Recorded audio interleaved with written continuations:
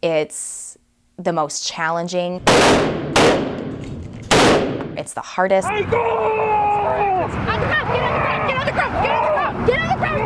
It's the most painful. 1, 2, 3, hands. But it's the one that I appreciate the most. 1, 2, 3, 4. We like it here, we love it here, we finally found a home. It's the one that I pride myself the most on. Trooper Alicia M. Sonderegger. Just after 1 p.m. Friday, October 19th, a moment Alicia Sonderegger literally and figuratively fought for, struggled and persevered, becoming a Michigan State Police trooper. It was a 19-week process. What did I sign up for? I was so nervous. Every aspect of the training curriculum is important, and you must achieve a level of proficiency in each one of them. Each one is a hurdle and an obstacle that each recruit must overcome. Right face. The recruits are pushed to their physical limits here at the training academy, but Alicia says their emotions are tested as well. Some of the emotions she says she's experienced in her 19 weeks: frustration, anxiety, fear, and doubt. This academy specifically pushes you to the limit and then brings you back. If you don't doubt yourself at some point and fight through that, you didn't learn the lessons that you were probably intended to learn.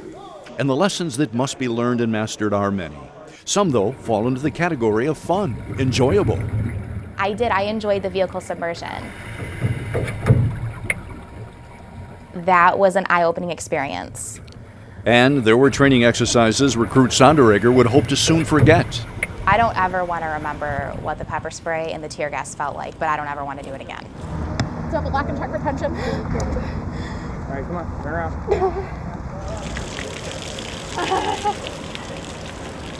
I need to remember what that felt like because it's very important training, but I would never want to experience that again. Each day for 19 weeks, a new experience, a new challenge, and one day closer to reaching a lifelong goal. My interest to become a police officer started very young. I was always kind of, shadowing my dad at the police department, so there was always a commitment to public service. I can't wait to give that badge to my dad and have him pin it. That's who I am, that's who I represent.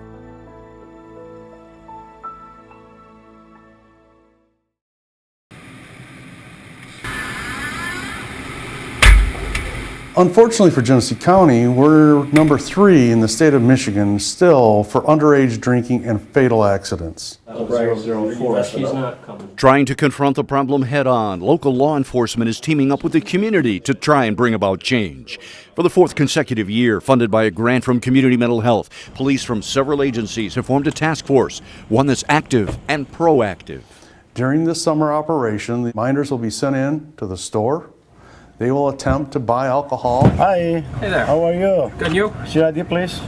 In this ongoing summer initiative, the minors, the teen decoys themselves, are the heart and soul of the operation. I can't sell it to you. It's illegal for kids to drink under 21, so I'm just helping enforce the law. On this particular night, I'm riding shotgun with Team 3 in an unmarked van. The driver, an undercover state police trooper. The decoy, we'll call him Jim, is seated in the back. And always in close proximity, but remaining out of sight until needed, is a Mount Morris Township uniformed sergeant in a marked unit. Why are you doing this in the first place? Well, I think that underage drinking is a problem, and if we crack down on the stores that are selling it to the underage kids, then that will help solve the problem. And this is where the operation really begins. In the unmarked van, we visit one by one a store or restaurant licensed to sell liquor, beer, and/or wine by the state of Michigan. This is not a trick. They have their full legal driver's license issued to them by the state of Michigan showing that they're underage. Once situated in a position where we can safely and discreetly watch our teen decoy, he enters the store while we sit, watch, and wait. So why you buying beer? It's hot outside. But you don't have your ID on you? I do, but I'm not 21. 93, barely you can buy cigarettes. Okay, sorry about that today. While Jim the decoy leaves the store empty-handed, the second phase of the operation immediately kicks in. Sale or not, a specially trained officer, deputy, or trooper arrives on scene to conduct a liquor inspection of the premises. We've trained specialized officers throughout Genesee County to be liquor inspectors to make sure that the businesses are doing what they're supposed to be doing when they sign that form that says, I want a liquor license. Meantime, back in the undercover van, the rest of Team 3 takes a moment to review the operations up to that point. What's the scorecard? Went to 4 liquor stores, and 4 times we have not bought alcohol. So I guess we're 0 for 4 or 4 and 0. But not for long. The operation is no longer a shutout when the decoy successfully makes 2 consecutive alcohol purchases. How you doing? Doing good, how about you?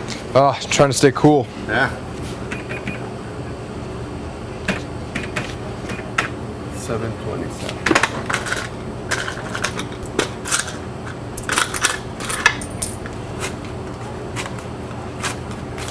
Okay, 8, 9, 10, 20. Thank you. Cold Bud Light. Okay. Did she check your ID? No. Okay.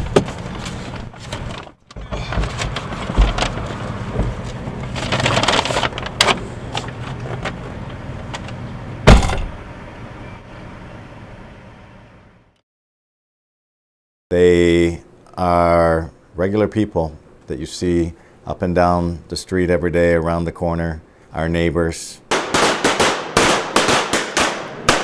They, as of just last week, are among the over 25,000 residents in the NBC 25 viewing area who, for the first time, now have a license to carry a concealed weapon. You just hold the gun there, look at the sights, slowly put your finger on the trigger and slowly pull the trigger. Bam. The number of men and women wanting to carry a concealed weapon is skyrocketing, and there are at least 2 reasons for that. The first, the process. 20 years ago, you had to have a friend in state police, the sheriff's department, prosecutor's office, usually to get a permit. Now, unless they have something criminal against you, they have to give it to you. And the second most obvious reason for the spike in numbers, the answer from Genesee County Undersheriff Chris Swanson. I think when you take away the police force and the security force and the confidence that the citizens have that they'll be protected, I think their only option is to go out there and protect themselves. There are no disqualifiers. Okay, if there's no disqualifiers, let's go ahead and put it in the system. It is a process that begins with local law enforcement. Grand Blanc Police Chief Steve Solomon. I think we're doing a pretty good job of screening applicants so that those people who want to purchase a weapon, a pistol, are allowed to without being unnecessarily obstructed. A process that continues under the watchful eye of a trained instructor. Line is ready, one-handed shooting, go ahead, shoot, one hand. The intimidation goes away when you're carrying that gun, because if people know you have a gun, they're probably not going to mess with you. Go ahead and load your guns. Precisely why Fenton's Crystal Harris is taking the required gun safety class before getting her license. Leveling the playing field is what I would like to do. I'm applying because I've had a knife pulled on me twice. 3 men demanded my wallet, kicked my teeth out. A concealed carry permit will allow me to protect myself and my family. Thought I did pretty well. I think that I would probably put someone down. I don't think they'd think twice about coming after me if there was someone else standing around. It's not the amount of guns that are out there, it's the amount of guns that are in the wrong hands that's a problem. Now, all told, there are currently 348,000 residents in the 11 counties surveyed just in the NBC 25 viewing area who currently have a concealed weapons permit. 220,000 of that total are men and women who've applied for the very first time. Also worth noting, there is a wide margin county to county in the number of new concealed licenses issued in those counties surveyed. Clare County has the least, 657, while Genesee County the most, 11,510. In the studio, Bill Harris, NBC 25 News.